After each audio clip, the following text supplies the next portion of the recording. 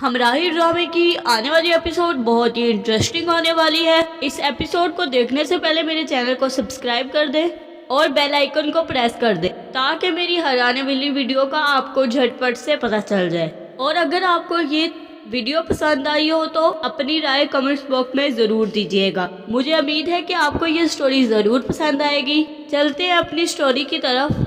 गाजी यूसुफ अपने रूम में बैठा होगा और अचानक उसके सामने एलिफ आ जाएगी और कहेगी कि मैंने अपनी जान लेकर अपनी मोहब्बत को बचा लिया।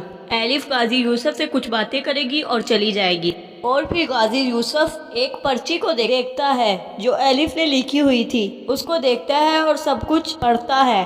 उस पर्ची को पढ़ने के बाद उस पर्ची को फाड़ देता है और बहुत गुस्से में आ जाता है और गाजी यूसुफ अपने आप को मारने लगता है। और दूसरी तरफ गाजी यूसुफ इस बात से भी परेशान होता है कि जब सिहान को होश आएगी तो वो तो फौरन एलिफ के बारे में पूछेगा, तो मैं उसे क्या जवाब दूंगा कि मैंने एलिफ को मार दिया। गाजी यूसुफ इस बात से बहुत परेशान होता है और वो ज़करिया से कहता है कि इस बात का क्या हल है। तो ज़करिया कहता है आप इतना परेशान ना हो, मैं बात को संभाल लूँगा।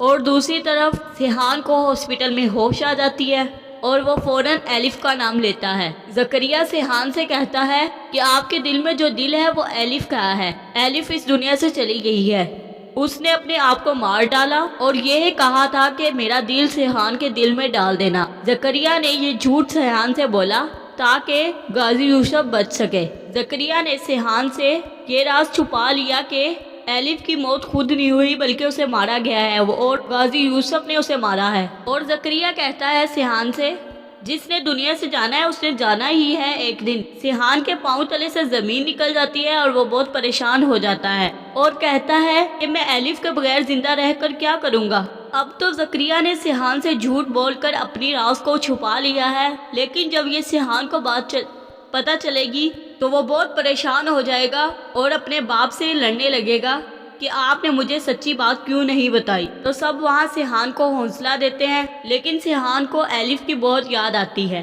फिर गाजी यूसुफ और सिहान हॉस्पिटल से घर आते हैं और जब गाजी यूसुफ अपने रूम में बैठा होता है फिर उसके सामने एलिफ आती है और कहती है कि किसी बात से कहती है कि एक बार आपने पहले भी मेरे साथ ऐसे ही किया था, और फिर वहाँ से चली जाती है। फिर गाजी यूसुफ कहता है कि मैंने बहुत बड़ी गलती कर दी। और दूसरी तरफ सिहान लगातार रोता जाता है और परेशान हो रहा होता है। सिहान के पास चंदा होती है और उसे खामोश करवाती है और उससे कहती है कि चुप करो, जिसने दुनिया से जाना है उसने एक दिन जाना ही है। अगर तुम रोओगे तो एलिफ की लाश को परेशानी होगी, तुम सिर्फ उसके लिए दुआ करो।